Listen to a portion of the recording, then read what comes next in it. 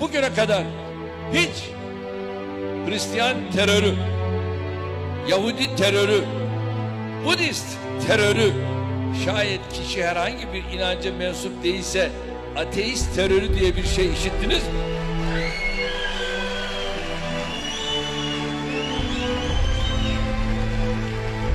İşte biraz sonra genişçe değineceğim. Az önce ifade ettim. Myanmar'da katledilen Müslümanlarla ilgili böyle bir nitelemeyi hiç duydunuz mu? Duyamazsınız. Çünkü sadece eylemci Müslümansa inancıyla sıfatlandırılır, değilse hiç sözü edilmez.